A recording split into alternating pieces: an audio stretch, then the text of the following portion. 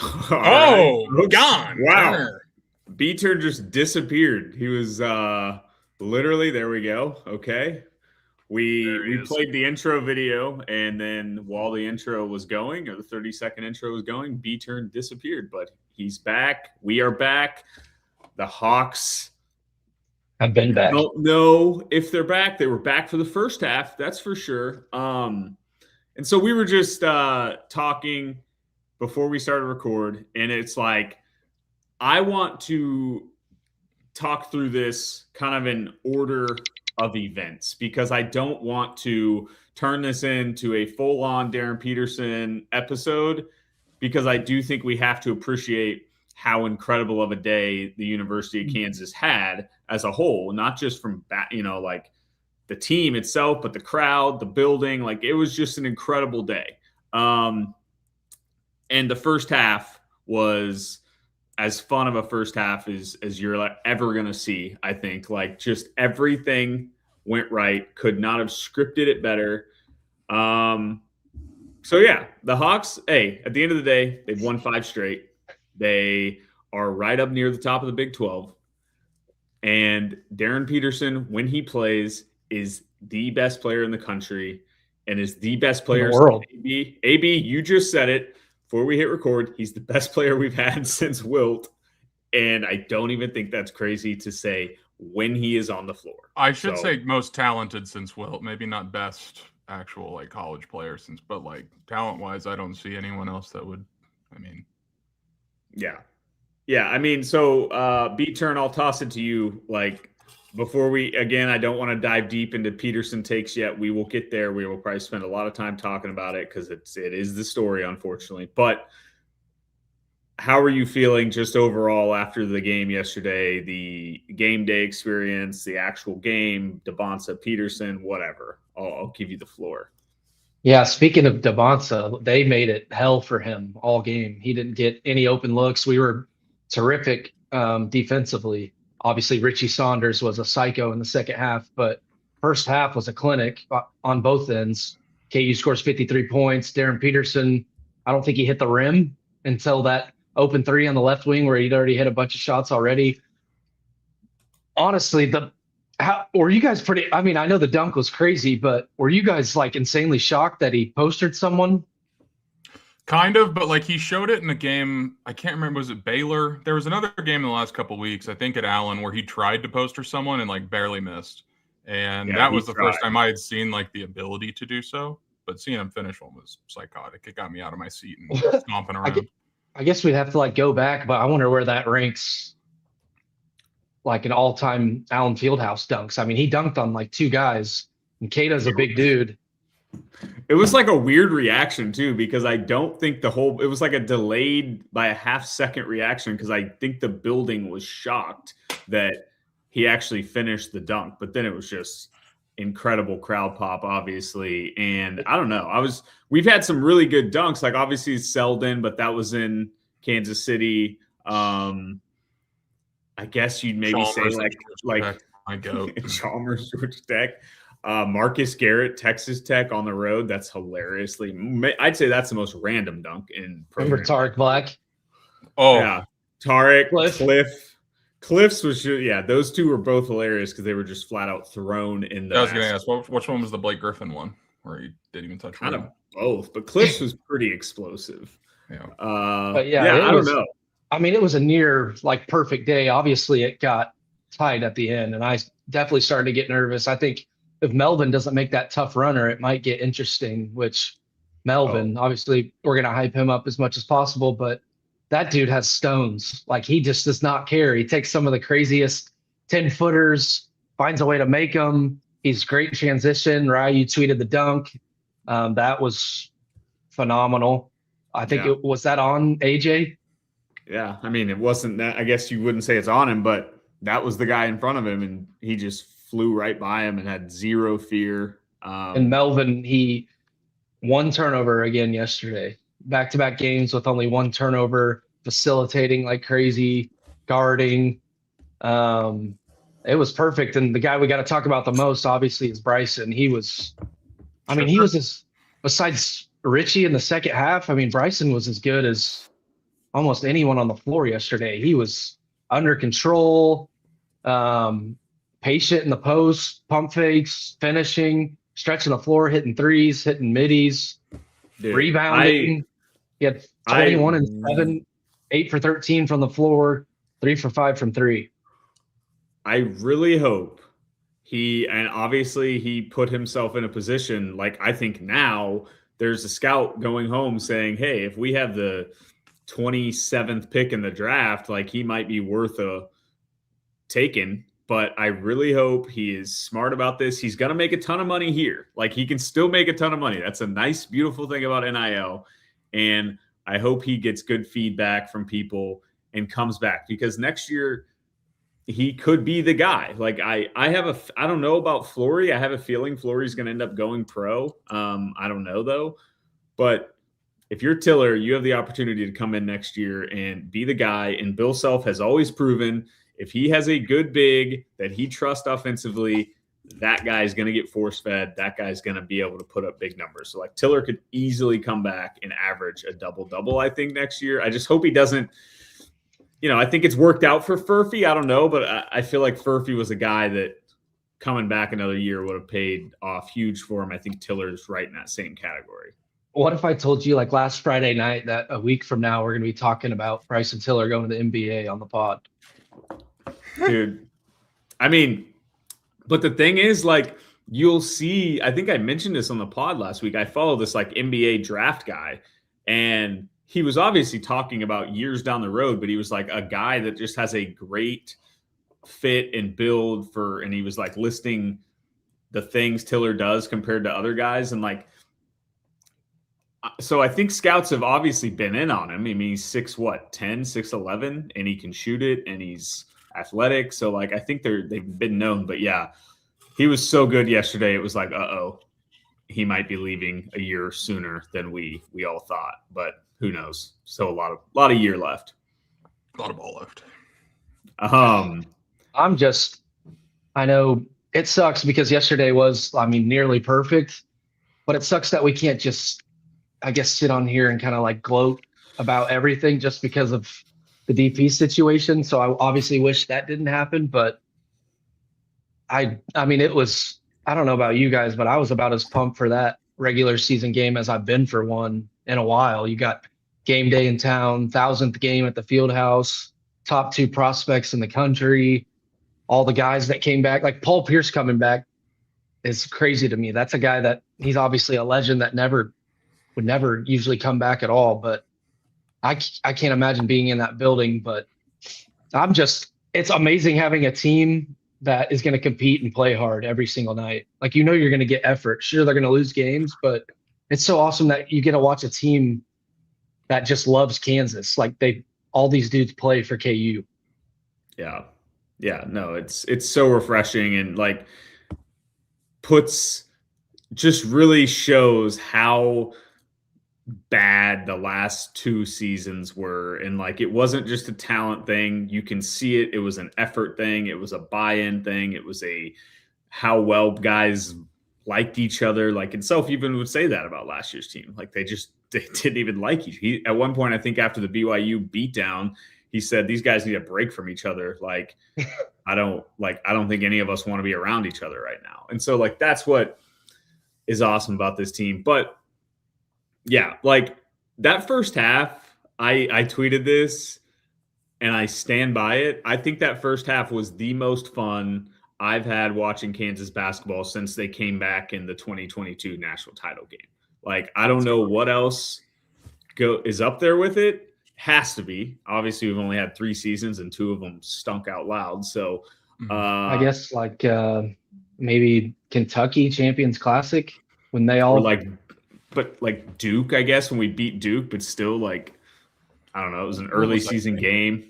Does the Vegas tournament this year come close? Well, I think that was just like a different kind of fun. Like, it's just kind of a shocking fun. Like, whoa. Yeah, and it was the first time I think we really enjoyed KU basketball in a couple of years. Was that Vegas tournament? Because we just had the bad taste in our mouth and it had a different vibe. It was the first moment you kind of saw signs of like, oh, wait, these are Bill Self guys. Like, Bill Self has the dudes he wanted. And so, yeah, the first half, it's like crazy. Everything goes right. I kept saying, like, I'm nervous. I wanted KU to win, but I was also really nervous for Peterson because I wanted Peterson to put on a show. I wanted him to leave no doubt that he was the number one pick. And God, man, he did. Like, that first half was straight up KD, Buddy Hield. Those are like the only two guys I can think of that come anywhere close to doing what he did in that first half. Dominated not only offensively, but defensively, he was incredible. He was so engaged and active that entire half. I think Bill said something about kind of like conditioning after the game. I think he talked to your boy Goodman, which I guess it does make sense. I've got things to make fun of Goodman for, but I do want to give credit to Goodman for that was like a good interview and the most anyone's kind of like dug into the Peterson situation with Self all year, and Self gave some of the best answers he has. So credit to Goodman. Back to Mr. Jeff soon. We'll make fun of Jeff Goodman Jr. here in a little bit. Yeah. So oh my God, what is he doing? Yeah, go ahead. Go ahead. I don't want to go on a Goodman tangent. So yeah, maybe he gassed himself a little, which sounds crazy for a 19-year-old, but he hadn't played since the Colorado game, and he was going ham the entire half and didn't sit much. So he was, I mean, dude, he came out firing, and he didn't, like I said, that three was the only, he hit mid-range, pure swish, free throw, didn't miss, hit threes, dunking on dudes. And it's crazy because he's had that like identical half like multiple times this year. You think about the Baylor game in the first half, UCF, he had what? Did he have 20 plus in the first half against UCF? Close. Or it was up near 20. Like it was like 17 or 18, but yeah. West Virginia, I think he was cooking first half. So it sucks too because he kind of leaves you wanting more. I mean, this is a dude that you would think he's going to have a 40-point night in college when he's put up 20 or close to 20 in multiple halves now, but I can't even think of how many games he's completed. Dude. At KU. 0. No, I think it's 0. I wish I was kidding. I think it's 0. He's played 11. So, I guess Colorado. No, Colorado. Yeah, you finished Colorado. Well, yeah. Do we count the TCU game when he sat for 20 minutes in the second half but came back with 90 seconds and hit 3 free throws? No. AB's getting fired up. Well, what happens when we're in Chicago in the Sweet 16? We're down by 4 with 8 minutes to go. It's crazy too because it's the same like time span in each game where he sits. Is it though? Like TCU, he came out with like 4 minutes left. Last night he came out with 17 minutes left. And that's why, and I guess let's just talk about it because that's clearly where each conversation is going to steer. But like, yes, as good as the first half was, Peterson had the number 1 pick locked in. It was over. The debate was over. Twitter had like, I saw people that I'd seen, oh my God, Seth Davis. I had seen people that had called AJ the clear number 1 pick being like, whoops, my bad. I saw one guy being like, I used to make fun of Darren Peterson. I'm never doing that again. This guy's crazy. He had taken over the college basketball world, the basketball world. And we're all riding high. We think we've got a top 5 team, like legitimately a national title contender. And then the second half happens. 3 minutes in, he's asking out. We never see him again. We almost lose the game. And B-Turn, I think you're right. If Melvin Council doesn't make that shot late in the game, I think we lose the game. Like you could just feel us tensing up. We couldn't get the ball anywhere. We were just dribbling around. Got so stale.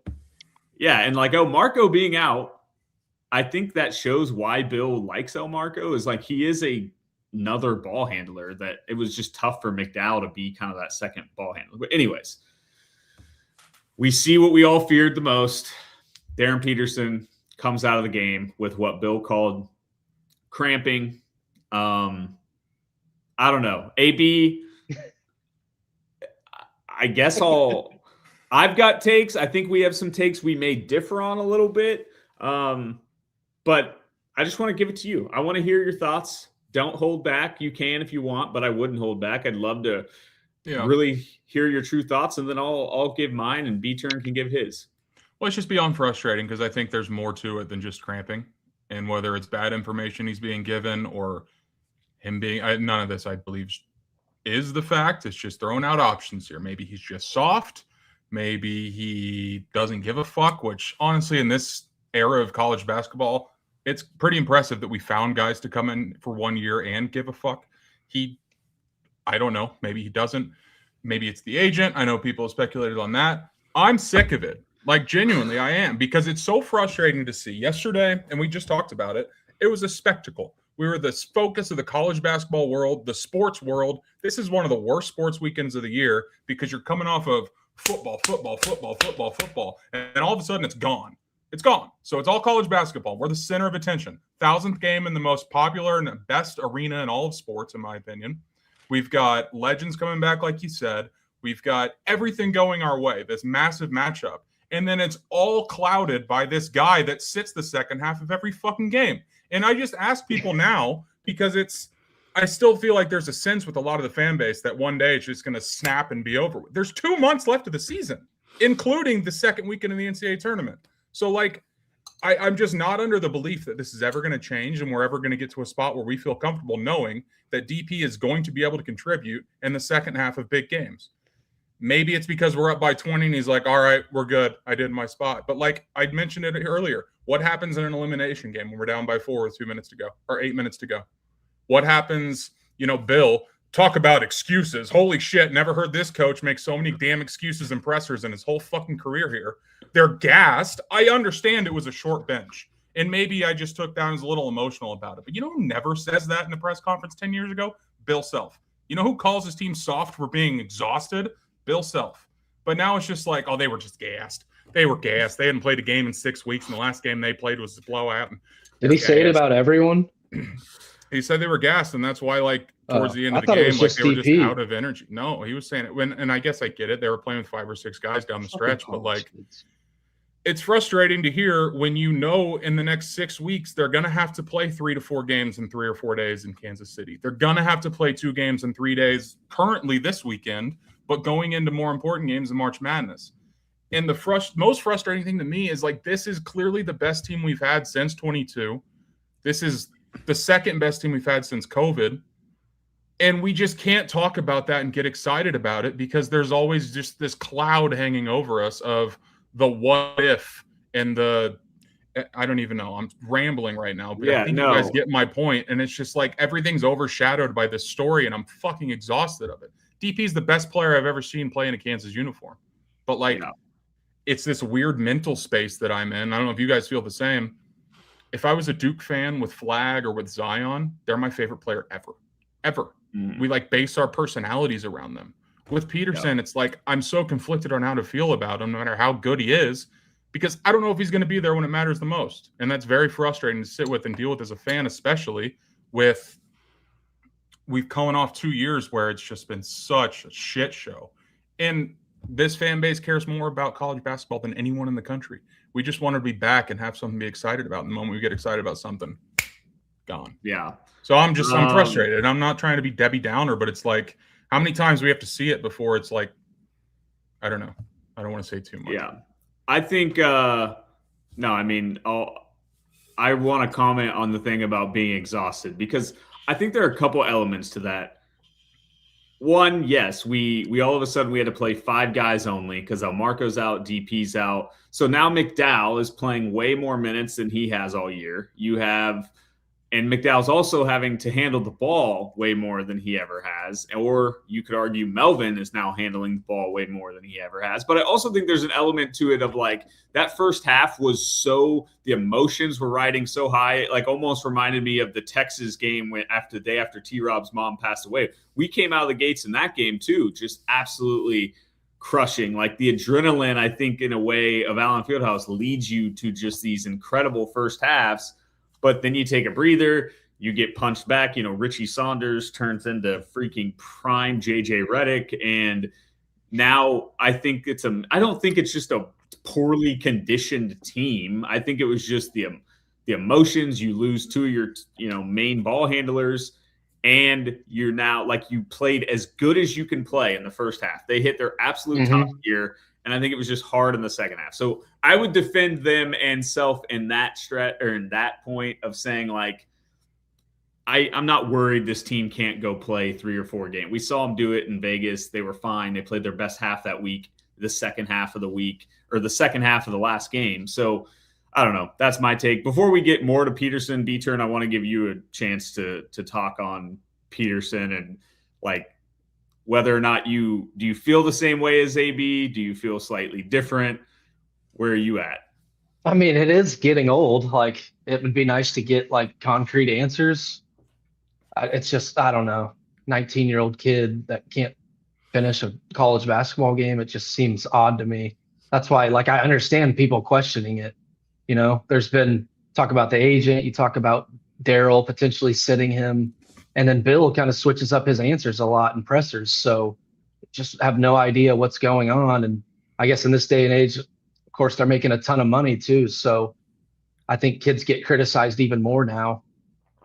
And it makes all the sense in the world. I mean, he obviously got millions to come play here, and everyone knows how good this team is. And plus the last 2 years of like frustration from fans, like it's been Bill's 2 worst years since he's been here. So fans are hungry. I know they won a national title recently, but they know the only chance to win a national title is with him playing, and he can legitimately carry you to a national title. Like, that dude he's so good. And I mean, it does suck too, because going into a tournament game, or like say there's a tight tournament game at halftime or into the second half, like in the back of our minds, the Darren stuff is going to be there. You would think. I mean, I know for me, it will be. Any tournament game that's tight, like, you're going to be wondering if he can finish. And why is that even a question? Yeah. And so my take on it is I saw Aaron Torres. He's like college basketball. I don't even know what he does, but he was like, this has to be load management, like, to protect his draft stock. And I still, and maybe I'm naive, maybe I am an idiot, I don't know, but I still refuse to believe that there's not something that is making Darren Peterson think he is injured. Like, I very much believe Darren Peterson feels something in his legs. Yeah. Now, here's the thing. It's clear he's been cleared by the doctors. He's like, at some point, he has to play through it. And maybe he doesn't. Maybe that's his camp's point, is no, he really doesn't. Because at the end of the day, this is all about his life, his ability. But like, at some point, Melvin Council or Trey White have got to go up to him and be like, dude, I get you're feeling a little tight. I feel like I get you're cramping, but we have worked our ass off. We have played. We are the best team this program's had in years, like 3 years, whatever. Man up, dude. Like, you're making more money than everyone on this team. It's time to man up. Like, I don't think he's just load managing. I think he's just being overly cautious because that's what he's being told to do. But I think he feels something lingering, and he's worried that it could turn into a long-term thing. I hate to say it, it's already turned into a long-term thing. It's been 3 months of this, 4 months of this. Like, that's pretty long-term to me. And to me, I don't disagree that he's probably feeling something, but if it was that significant and that severe, I promise you, he's not almost a unanimous number 1 overall pick in 5 months. So, like, is it just magically going to stop when he goes to the league? Is he going to be fine? Like, how's he going to manage that? Is he going to play 18 minutes a game and shut it down? That's why he gets traded to the Lakers and plays with LeBron. Someone in our comments was just saying, would think DP is smart enough to know when March rolls around that it has to stop. Like, is the tournament going to change that? Is the tournament going to change that? I would hope change the mentality of feeling something tight, and you just have to toughen it out now since it's single elimination. But like, that's kind of how I feel, because he probably mentally doesn't think he can play when it feels like that. Well, I think the way him and his team feel about it is like, who cares? These are games in January. Like, what does it matter? Why would we ever play on something when he is feeling not healthy and it's mentally messing with him. And like, it's still to us KU fans who live and die. Like, we were pissed when he sat out against Townsend because we look forward to these games every week and we want to win the Big 12 title. We want to be a 1 seed. But at the end of the day, he may just view it as all that matters is we have a shot in March. And I hope, and this is where like it'll come down to what happens in March. Like, I hope he and his team have the awareness to be like, you can't come out of a game in the Sweet 16 or the Elite 8 because you feel some tightness in your hamstring or whatever, the cramps. Like, you can't do it. If you do, your legacy at Kansas will forever be tarnished. Like, people will forever call you soft. People will forever question your competitiveness, not just at Kansas, but all of the country. And so if that's what happens and that's how he goes out, then I will be fully on board with everybody saying what they're saying about him right now. But right now, I'm just going to continue to choose to believe that they're being overly cautious because it is still January, or it was January, and they just don't see the point in risking it all. But I agree. You can't do it again. Like AB said, you have 2 months. And if he plays 20 minutes in an NCAA tournament game that we get eliminated in, can you imagine Twitter? And it's all going to be deserved. I was prepping for it last night, dude. If we ended up losing that game, I think the fan base crumbles. Yeah, no. Our offense looked horrible down the stretch. And they were tired, though. I don't know. I mean, last Saturday, dude. That is true, AB. Like, Bill has never uttered anything close to those words in his career. He's been making excuses all season in pressers. And I don't like – I'm not even saying this is anything that has to do with how I feel about him. I'm just kind of pointing it out. Like, it feels like once every week or every 2 weeks, we're getting a comment that we just never would have heard in 2012. But I feel like, AB, you're taking the whole game yesterday as like a negative, like, oh, they were exhausted. I'm not. Like, at the overall, I'm just upset. The team was awesome. I'm just upset. And like, I still stand by this. It's the best team we've had in years. It's the team that I've liked the most since the championship team. Like, I would die for Melvin Council. I would die for Florida. Yeah, I would die for Trey White. And those three would all die for Darren Peterson. And I just wish to God that guy would do the same for them. I'm just frustrated, man. And it's you know whose fault it is? It's the fucking Chiefs' fault for sucking ass this year because we have nothing else to distract us. And all we have to do is wait for a 2-hour window twice a week to see if our favorite team will look great. And they do. Yeah. But, like, at the end of the day, it's not sustainable with the cramping going on with 16 minutes to go every second half. Hey, imagine there is a comment here. You can tell the players love DP. That's very true. The post that Adidas had settled the debate thing on Instagram. Oh, yeah, Adidas posted that like this, it's settled or whatever, and both Trey and Melvin were in the comments like hyping it up. So like it seems like everything's fine in the locker room and player-to-player relationship, but it's like I don't know, man. I'm getting frustrated. I have a bad feeling about it. I really do. It was kind of frustrating because it was. Like where I said, like the whole world was talking about DP and KU and what DP was doing. And then for him to not really go in the second half, I wanted to see him go for 30 plus. He would have got that by the under 8 timeout, man. Hey, that's what I mean, he did probably submit himself as number 1. I get it, but.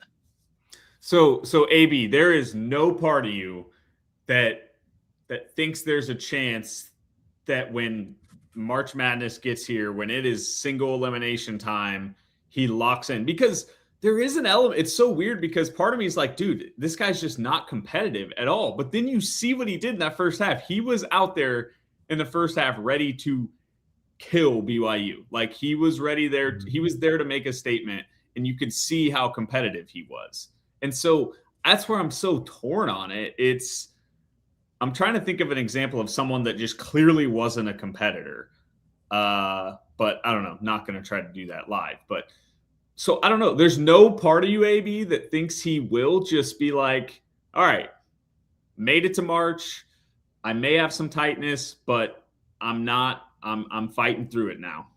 It's win or go home. I'm fighting through it. I mean, I guess it's possible, but like, I just don't want to get in that mindset because all it's going to do is piss me off when it does happen again. So I'm just not letting myself get there.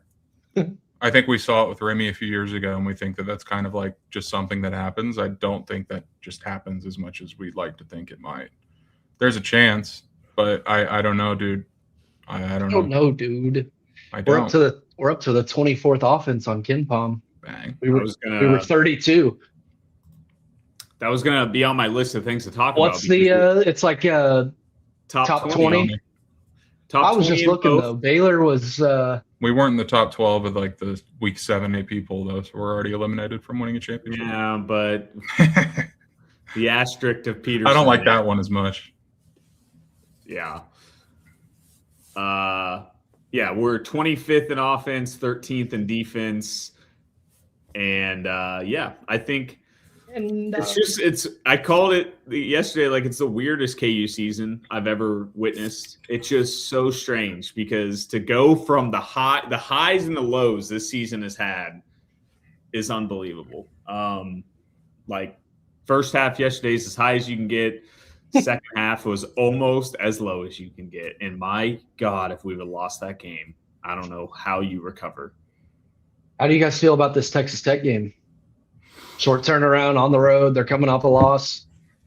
I hate that they lost yesterday, to be honest. Yeah, hate that they lost yesterday. Hate how much of a travel day I hate that there's only one day in between after how high the emotions. Oh, imagine how gassed they're going to be, dude. Yeah. Yeah, you think they're gassed now, AB. Just wait till second half at Texas Tech. Is DP, is there going to be any DP restrictions? I mean, we're 2 days removed from not being able to finish a game because of cramps. But I think he had gotten to the point where he would take himself out of games and then he'd just play the next game. I think that's what we're just. I don't get how he couldn't play late yesterday. It's cramping, dude. Especially when they were coming back. Gas. What are those whatever those heating pads are on his legs? Remind me to never buy those if I'm cramping because they aren't doing anything. Ever. And one other thing that annoyed me, and this is just whatever. I had the same thing about JD when he was smirking his ass off when he kept throwing pick after pick after pick against K-State. He and Elmark are just telling jokes on the sideline when it's a 4-point game with 4 minutes to go. Everything's fine in the world. Just how about you don't? Wait until you're in private and there's not 100 million people watching you. One comment on the Tech game, I saw that Torvik had it as a 1.5 point spread. Our friends at DraftKings have Texas Tech -4.5. Wow. Which is kind of more what I expected. I don't like us tomorrow really at all. The spot that really has nothing to do with the DP situation or how I feel about this team. It's just strictly the spot. Tech coming off a loss. We don't play well down there. I feel like we're in a way due for a loss. I just don't really like the spot we're in going. Really though? Yeah.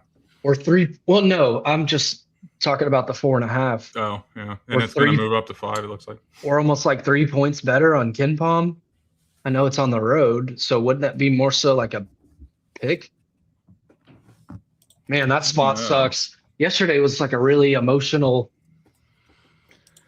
big-time game. You're coming off that and potential injury worries with El Marco. Probably not DP, but. Yeah, and I think you lose Monday, whatever. You move on. You then get Utah Saturday, but I want so badly. We AB said this on the last pod. We are so due for just an epic road win, a vintage Bill Self fist pumps after the final buzzer because you get a late game stop. We're so due for that, and I want that to either be I almost would rather it be in Hilton. Yeah, that's what I was gonna say. I think it's gonna happen there because we'll be top 10 tomorrow, right? Or at least. Close. We'll pass Tech. We'll pass BYU. We already had Purdue. BYU's 13. We were 14. I'm trying to see who all lost. We'll pass Purdue. We'll pass Tech. Will we pass Michigan State? I don't know. They'll be close. They might. Maybe they almost lost twice this week. But are we sneaky value to win the Big 12? No. If we win both Arizona games. Well, yeah. Break.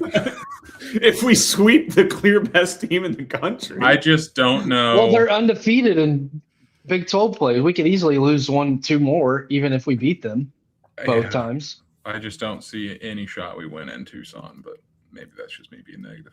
They looked like they were playing a different sport the other night. Dude. And they almost lost.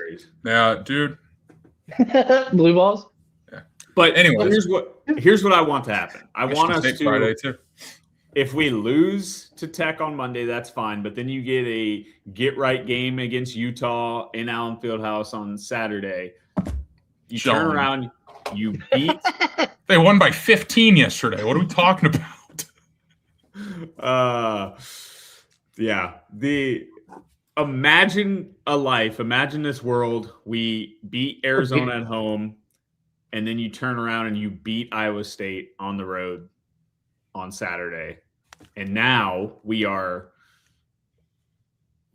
probably approaching being top 7 in the country at that point. I don't know. Like, I don't think we'll drop much losing to Tech. So I don't know. I just need that feeling. And maybe it's better. Maybe that road win is Arizona later in the year. But we are due for a insane road win, and I want it to be one of these. All right. Yo, 12-12.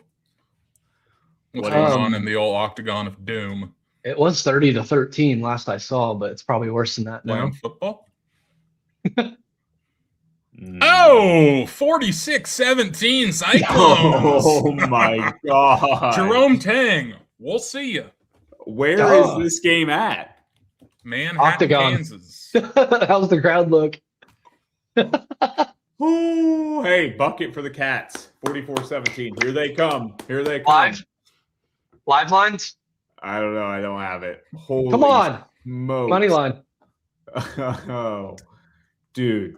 Oh. Do you guys realize coaches? This Kevin Young guy bitching about refs is just so Allen Fieldhouse opponent. It's not even funny. Yeah. I said Richie Saunders best player on the court. Might be. Which I get he had 30, but I mean that's one thing that I'll say really stapled the debate for me about 1 versus 2 with DP and AJ. It's like in this game, they're drawing up ISOs for the white guy. And you're telling me AJ Devonsa is going 1 over Darren Peterson. Devonsa was shook. I almost horrible. I weirdly felt bad for him. Kinda. He looked triggered. He looked just shook, and it kind of sucks for him because he doesn't get Peterson doesn't have to turn around and go play in Provo. Like, I don't know. It sucks for BYU that, and it's also the Big 12 just being idiots for not making sure this was a home and home. I don't know how all that works, but it seems crazy. Stuff, man. But guys, Jerome Tang, do you realize if they fire him, they owe him $18.6 million this year? That is crazy. Oh, poor guy. Wait, let's see. Jerome Tang holds an $18.6 million buyout if school would part ways with him at the end of the season. According, they have to pay it all out at once, or can they do it like what do they call it? Where they pay it as like a weekly salary or whatever. You want to hear something interesting? I don't know, but according to USA Today, former Kansas basketball star Danny Manning received a $14.7 million buyout from Wake Forest in 2021, per the school's federal tax returns. At this time, it was the largest sum any men's basketball coach had received when they began tracking that data back in 2017, which means Tang would knock off Danny Manning for largest buyout ever. Chalk up another win for K-State against KU. Hang the banner. Dude, that clip of Tang being like, here's what coaches do. Was that real? Yes. I thought that was AI, man. That's crazy. He was kidding because when he had that interview, I think he was like he was the king of the world, and there was no thought that he could be getting fired anytime soon. But that guy stinks. Bad. Out loud. Out. PU. Are we gonna win it all? No. I don't know. I'm just sneaking up on the 3 line. Ooh, ooh. Oh, let's make fun of 1A wins in country. Let's make fun of Jeff. Let's make fun of Jeff Goodman real quick. Why is he calling him Junior? fired 12 tweets in a row calling him Darren Peterson Jr. Why was he doing that? Why is nobody on his friend group, the Doster and those guys, being like, hey, dude, just an FYI, his dad's name is literally Daryl. Norlander tweeting that made me laugh this morning when I saw it. Oh, yeah, I guess he did. That's what I sent you guys earlier, I think, was just Norlander's response. Just very funny. Yeah. What made him, like, was he trying to get attention by calling him junior? Has anyone ever called him that? Either? I think he thought he was a junior, so he was trying to be, like, super official by calling him exactly what his name is, which is just trendsetter. Dumb, because one, not his name. Two, nobody refers to him as that. Like Peterson Jr. It was just so like funny. He was trying to use more characters. Yes, he was typing his whole name every single tweet. It was driving me insane. No one's ever called him that. And because it's not his name. Darren Peterson Jr. Yeah. Has come out on fire. His dad's name's Daryl, you Daryl. Yeah. What a fucking dork. What was he doing? The other thing, and I tweeted about this, Seth Davis. Oh, Lord. So Seth Davis, a week before, God, I've been tweeting too much. I can't find this tweet. But what did he tweet today or yesterday? He said shy of Peterson getting his leg amputated. He's the #1 pick. How about our boy Rico coming around on Darren too? Did he? Yeah, Rico. That K-State fan. Yeah, Rico hitching his wagon to Jerome Tang instead of us. Tough scene. Well, welcome you back, baby. Bang! Yeah, come on back, Rico. But yeah, short of amputating his leg, he's the #1 pick. Seth Davis said that last night. 20 days ago, Seth Davis quoted an AJ DeBonsa highlight tape that said he's the #1 pick and it's not actually close. That Sharpie kills me. To say it's not actually close, I think is one of the funniest tweets of all time. It's never been closer. You could argue this has never been closer. And if it's not close in one way, it's Peterson being way above DeBonsa and not the other way around. So Seth Davis. It's awesome that it took one half of basketball to switch anyone in the world's mind that didn't think he was #1 to consensus. I just looked up the odds. Darren Peterson is now -230 to go #1 overall. DeBonsa +280, Boozer +7. Wow, dude, he's one of my buddies during the game yesterday was like looking at it, and DP was over -400 on DraftKings for #1 pick. Dude, like think about it. He's playing one half of basketball essentially. DeBonsa, am I saying that? Is it DeBonsa? I don't know. Who cares? He's had an incredible season, has completely lived up to the hype, and is still not made up any ground on Peterson. Like that's just how absurd Peterson has been. So, and like Ryan loves Boozer. Ryan's a huge Boozer fan. Big Boozer boy. Hey, I got more to talk about with Duke here in a minute. I know you like Duke, but dude, Boozer's incredible. Best college basketball player in the country. Like he's going to win the whatever. Win the Naismith. Naismith. If you are an NBA GM and you get the #1 pick and you take Cameron Boozer over Darren Peterson, you're gonna be fired within 3 years. Like there's no shot. And I don't know if the draft nerds that say that are just doing that for clicks and reactions because it's working. But I don't. Maybe I don't watch enough ball, but there's no way Cameron Boozer is the pick over Darren Peterson. I don't get it. I just did a simulation of the lottery plus a mock draft. Guess who got the #1 overall pick? Pacers. Dallas Mavericks will be teaming Darren Peterson up with Cooper Flag. I heard the Thunder getting the #1 pick. Presti was there. Yeah, people on Twitter were losing it. Yeah, what can you do? That'd be crazy. But I saw there was another mock I saw earlier that had both DP and Flory going to Sacramento at like 1 and 40. But like if Flory's projected as the 40th pick, I don't. Isn't it Darren's brother who's named Daryl, or is he's Daryl Peterson the he's second. like a DB at Wisconsin or something. The third. No, he's Daryl Peterson the third. So there's he's called him Junior. He's so stupid. Wait, why was he doing that? He's probably never called him that in his life. Like, did someone say that in a group text? And he like ran with it, or I'm guessing he just misread Daryl and thought it was Darren, and then just was like, "Yep, I'm gonna do this right because I'm a big J journalist." Like, we need to find out who Darren Peterson Sr. is. Maybe that's who's been sitting him. Cole's grandpa.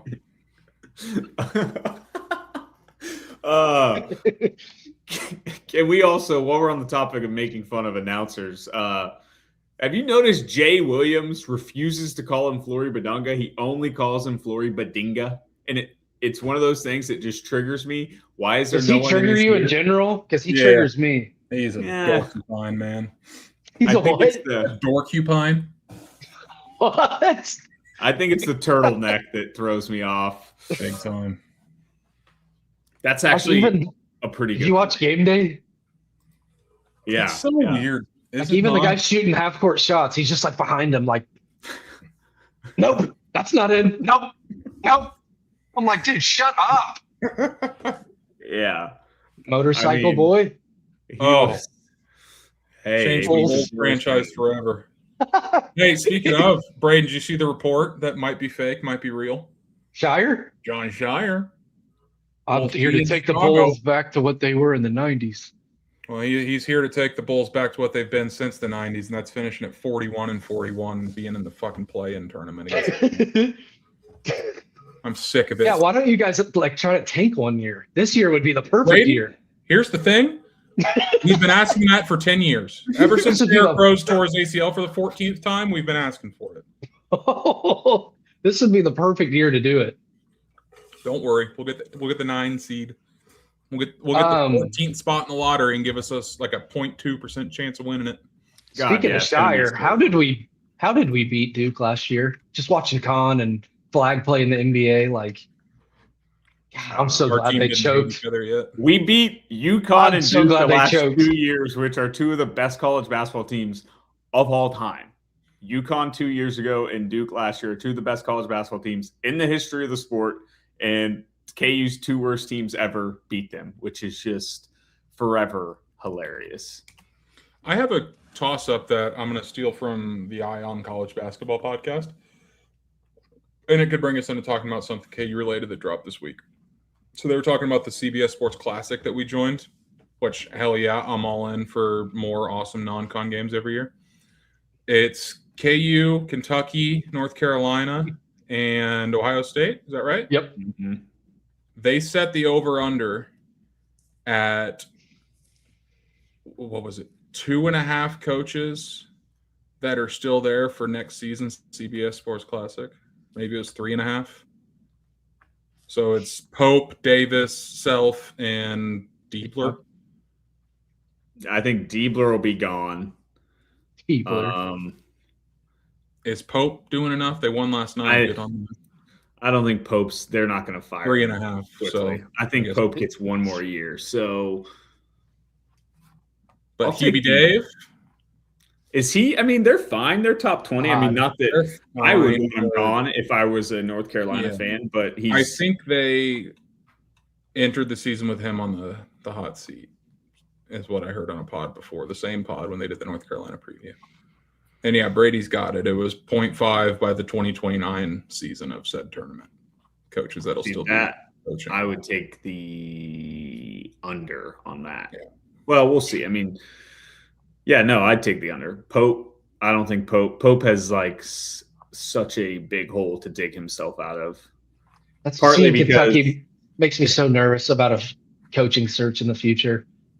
They couldn't get anybody, man. That's why I'm so passionate about this, B-Turn. This is why I am ahead of this. I know what's going to happen, and it is scary.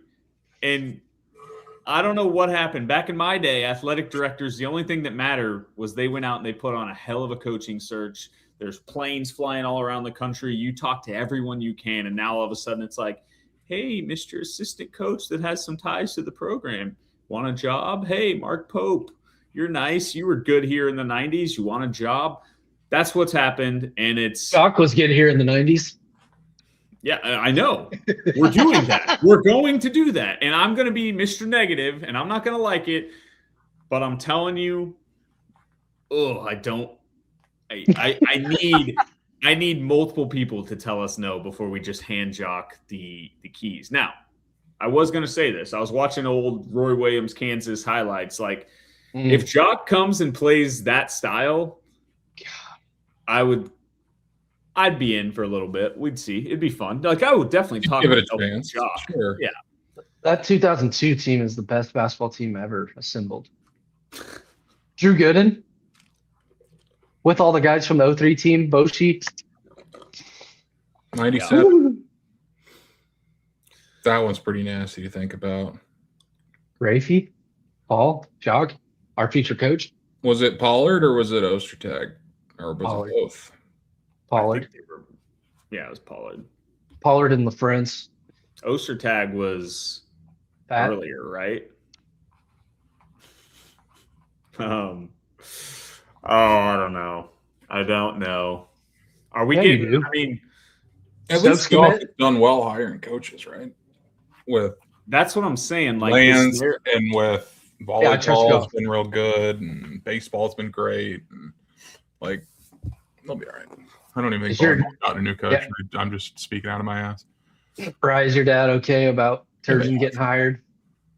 No, he's probably he's probably like, there's the route. There's the route. Now he wins at UMKC, and bam, we hire him at Kansas in 2 years. Like, he's definitely probably gonna love that idea. I'll Turge. Hey, no.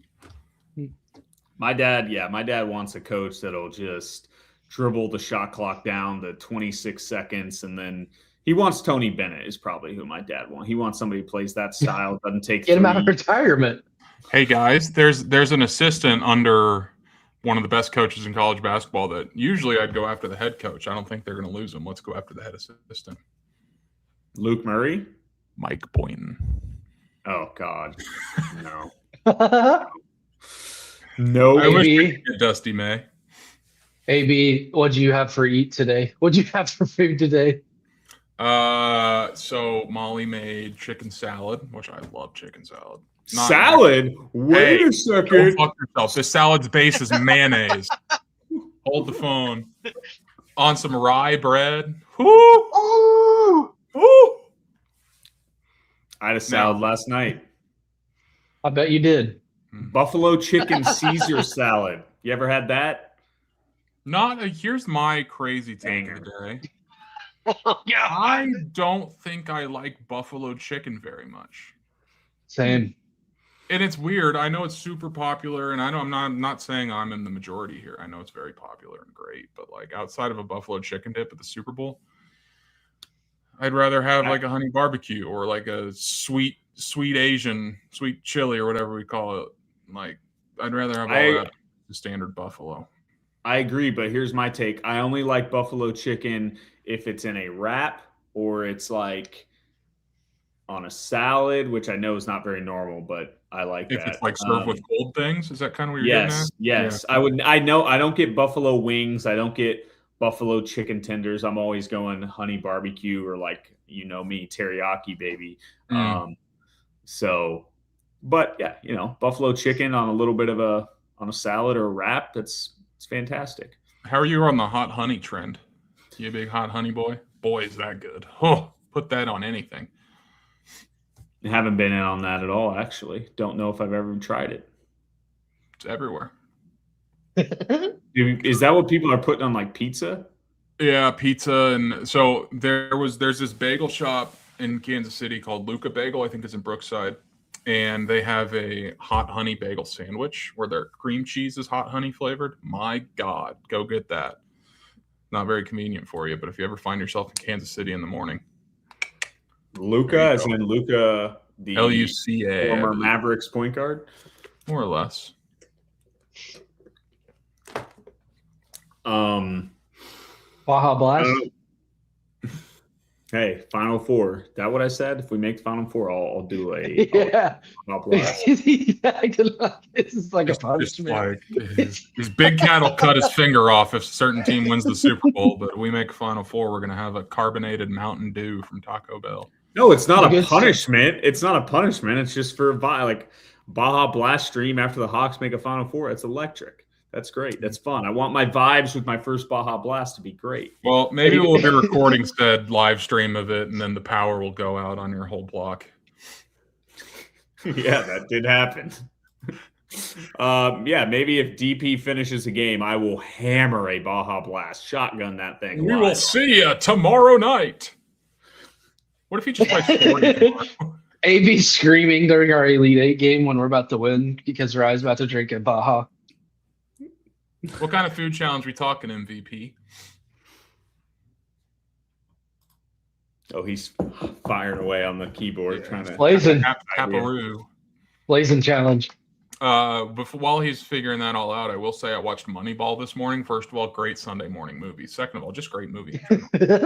Honestly, holy cow. I'm sitting there and Molly had never seen it and she watched 20 minutes with me. It's like, I'm really liking this movie and getting into it. I'm like, yeah, it's great. Let's run it back next week. Wait, you want to rewatch Moneyball in a week? Sure, why not, dude? What else do we have going on? I can't. And this is the problem. And when we started this podcast, I would watch 4 college basketball games a day, and now it's like I can't watch anything other than KU and Nebraska when they're on. I just cannot get into it. It's just not a great watch all the time. And I just can't get into it, man. I really can't. I don't know who any of these players are. I don't know how Illinois has a kid that went to like Shawnee Mission East or Blue Valley something, and he's scoring 100 points. Yeah. Like, how do we not even sniff that guy? He's going to be a bull. Cool. What would you do? What would you do if DP was a bull and he load managed for like 5 years? I wouldn't even care because I just honestly, I don't care about the Bulls anymore either. I just like calling them out being 500. Like, it just basketball in general has kind of gone downhill for me. Did you see the meme of the Moneyball football and baseball guy? It's Jonah Hill and Moneyball talking to Billy Bean or whatever, being like, Billy, this is Darren Peterson. He's a 6'5", 200-pound pure scorer and is a matchup nightmare. Only problem is he hates playing basketball. And that's probably what some scouts are going home to their GMs being like, yeah, well, he's clearly the number 1 pick, but guy might not love playing basketball, which I don't actually think that. I don't know what's going on, but 50-21 and a half. Wowzers. MVP incorporated, I don't know what, he said 5-pound wings. Okay. I've never heard that challenge. That seems like a lot of wings. Yeah, there are some restaurants that serve them by the pound, and I'm just like, just tell me how many you're giving me. Well, if we win tomorrow night, where are you at with that 5-game stretch we talked about? Like, what would you have our record at? I mean, I think you'd have to be 4-1 would be anything. I guess you could. Arizona is going to be just a straight up coin flip. I think. Like I don't know. There's no way Arizona is going to be 27-0. Like, what are we talking about? They're going to lose eventually. Yeah. Can I throw a gossip out there that our good boy Toad sent me yesterday? Mm-hmm. It's more likely that KU goes 13-5 or 11-7 in conference. Now, he sent this not realizing we only had 2 losses. But his point, I think he ended up following up saying it's more likely we lose at home to either Arizona or Houston than it is that we win at Tech or Iowa State. I don't know that I agree with that. Well, KenPom has this projected to beat Houston right now. That'd be 5 more conference losses? Yeah, I think he thought we had 3 already. So maybe it should be 14-4. Honestly, I kind of think it's very possible we fall right in the middle. I think we lose 3 more conference games. Oh, wait, that would be 5. Yeah. Okay. Well, I was thinking 6 is still very possible. 12-6 could easily happen.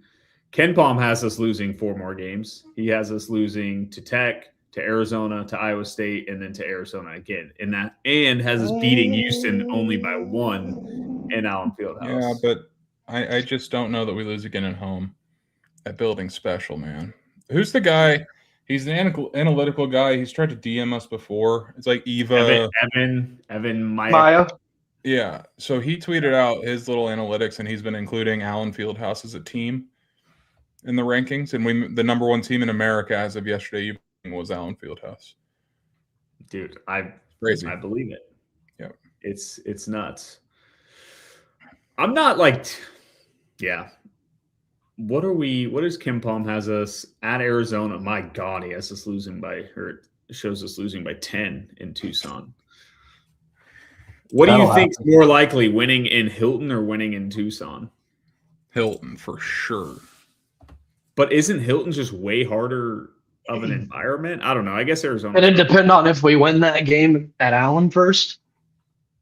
Yeah, and I guess no matter what, we're always going to get someone's A game environment, so it not really. And we already beat Iowa State. Like if we were to lose to Arizona, maybe it'd be different.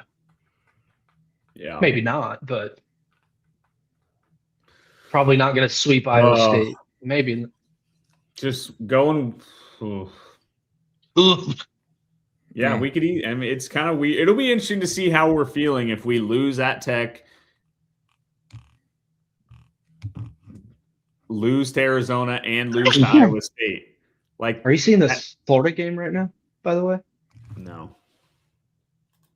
But, like, would you be in a meltdown mode, AB, if we lost all three of those games, which would not be really 3 bad losses, but it would mean we lost 2 tough road games. If we lost at Arizona, Tech Monday, and then Arizona at home, and then Iowa State, like if we went 1-3 over our next 4, would you be? No, I don't think it's no. I don't think I'm going to melt down about any result. I don't think I'm going to get too high or low about any result. I think it's all about process of who's playing, when they come out, and what the health looks like going forward. Because that, to me, like we said with talking about DP, they're going to say, who cares? It's a game in January. Okay, if that's the mindset, that's how I'm going to look at how I feel about this team going forward, I guess. I don't know. That didn't make any sense, but I think you kind of get what I'm trying to say. I get it. You got it bad. All right. I think we wrap this up. 30 more minutes? No need to do 30 more minutes on food. I think we've exhausted food for a week or 2. Breakfast burritos. Making beef and broccoli tonight. Load up. Woo! And I kind of just want to go watch this Iowa State K-State game. The Florida game. They're beating your Alabama Crimson Tide 100-74. 100-74. I'm out on Nate Oates as any. I don't want him touching my program ever. That guy sucks.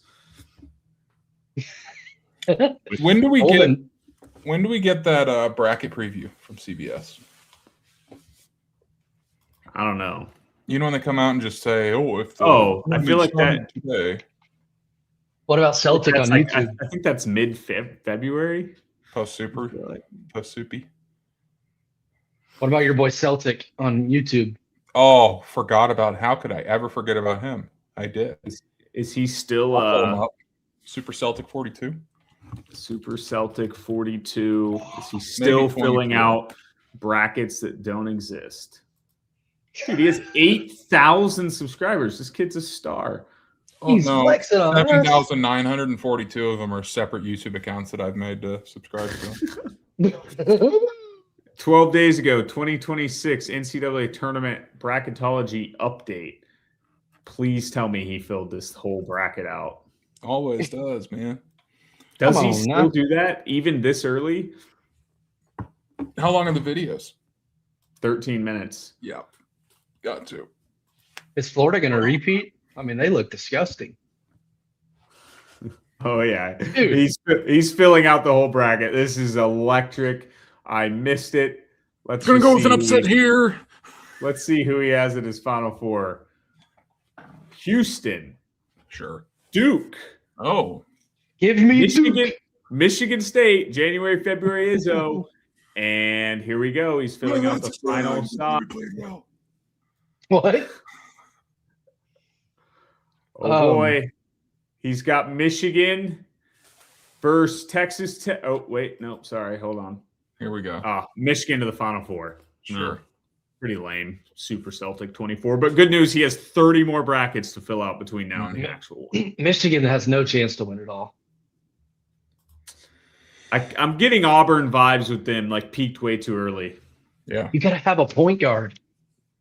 I thought Cadeau's kind of Cadeau sucks. Here's the thing. When they almost lost to Nebraska, It just depends. 2 of their top 4 players, and they were losing by 10 the whole game. Cadeau's been fine. It's just picture it. Can you? Yeah, no, that's the thing I've struggled with Michigan all season. Like, I don't have a picture it guy on their podium standing there with Dusty May. Yaxelberg? Who were the top picture it guys?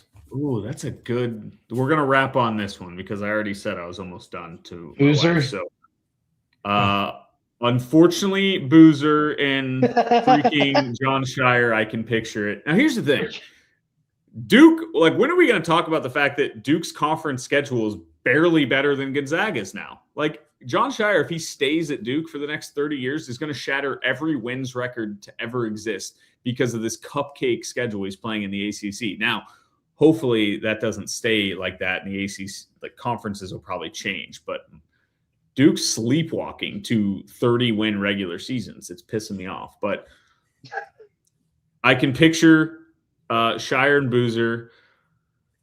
I can't picture Oates, whatever, with Iowa State. Oh, Alabama's coach. No, what's Otzelberger? Otzelberger, yeah. I kind of can still see. I think I can picture Houston. I was just going to say Kelvin should get one. It felt like last year was their chance, but this Fleming kid is so good. Like, it felt like, man, now they're not going to have Cryer, but this Fleming kid might be just as good as LJ Cryer. So I got futures on them to win it. Florida and Kansas. Kansas at 40. I can't picture Florida. No way they're repeating. One thing about Houston is that you look back to the final 6 seconds of the championship game last year, and you wonder how they ever recover. Didn't even get a shot. Crazy. The ball sitting there, bouncing up and down while nobody touches it. It's hell. He pulled was it Elijah or Tyshawn in the corner of the championship game where they jumped up and tried to dribble? Oh, yeah. Yeah. And then he made it. At the top of the key with 4 seconds left down 3. Oh, yeah. I remember we were really coming back, and Tyshawn had that back cut and went for the reverse layup, and Kid Gilchrist just came out of the stands and blocked it on the opposite side of the backboard. He stunk in the NBA. Yeah. Good God. Because his jumper. I'll be honest, AB, this can you picture it's tough. I don't know. That's why we're winning it. Houston, but I think Arizona you have to picture, but who's the face of that? Is it Koa Pete? Is it Bradley? I don't know. I'm still struggling a little bit to fully picture Arizona. I very much picture Jeremy, or who's the guy at Michigan State point guard? Fears? Is that the guy? Izzo. No, Fears is Michigan State. Izzo so do. AB's going to love that. He's going to make the Final Four this year, and then they'll get blown out by Arizona or Houston or something. That's what Izzo does. He makes a Final Four. It'll be adorable. He'll cry. We played great. I thought we played great last night. Can you picture that old player got kicked out of the game? He's yelling at the ref up by 30. Talk about the next morning. The scary. Yeah, I mean, I can actually picture Koa Pete and Jaden Bradley. He's like a point guard that's been there a while. Fran was gawking him the other night. God, we're gonna. This guy's a winner. This guy's a winner. You can't make that call. Are we? Can we get? Can you picture UConn winning it all this year? Do you picture it with Hurley and I don't know who's their guy? Ball? Is Ball the guy that is the face of that program right now? But they're not top 30 in offense. The Kansas killer Mullins. Yeah. Bang, bang, bang. What about Gonzaga? Can you picture it? Never. Yeah. So we're kind of at Arizona. I wouldn't mind seeing Gonzaga. Houston. Can you picture Hoiberg?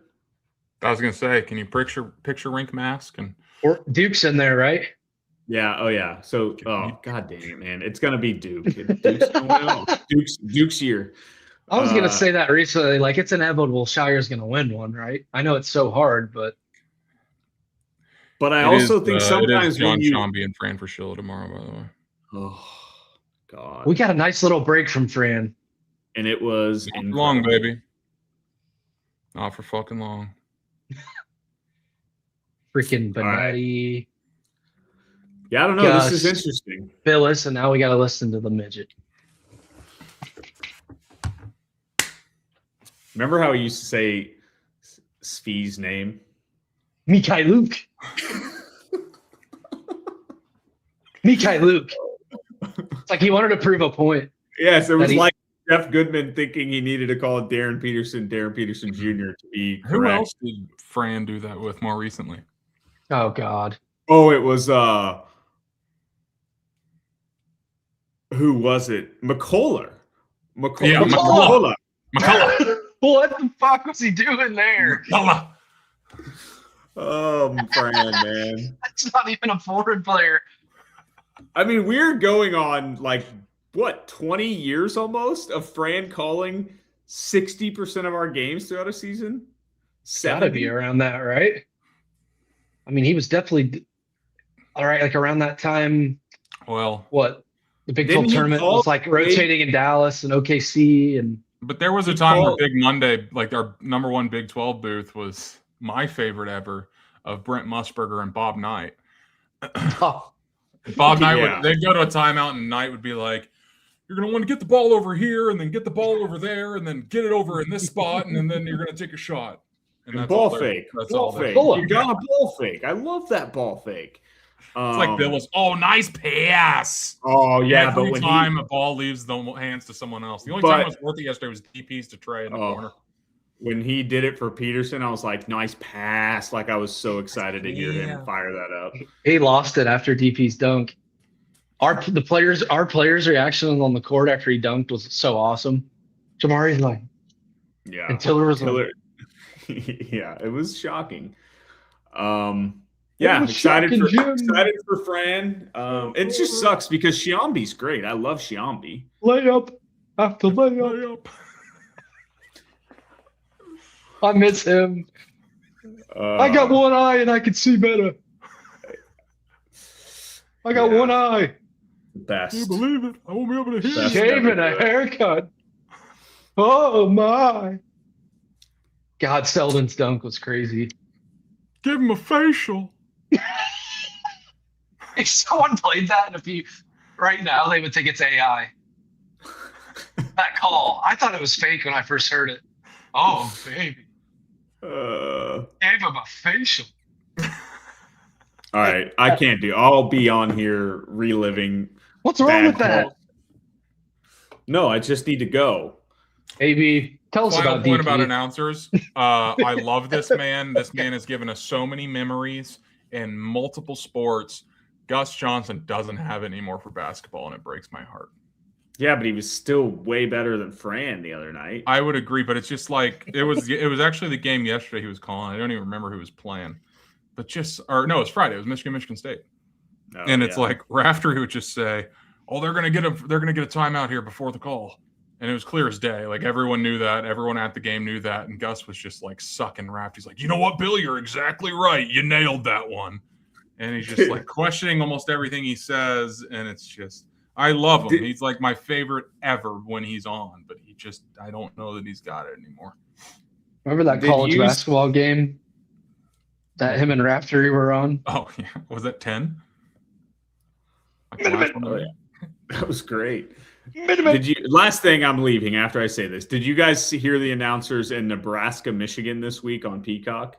Nick Stauskas calling that game should be it's a travesty. He was sucking Michigan. They were so bad. It was like I thought it was a high school broadcast. It sounded like a high school dude that was like asked his principal, like, "Can I set up a microphone and do a live stream?" Like it was terrible. Yeah, it was horrible for a top 5 matchup. Yeah.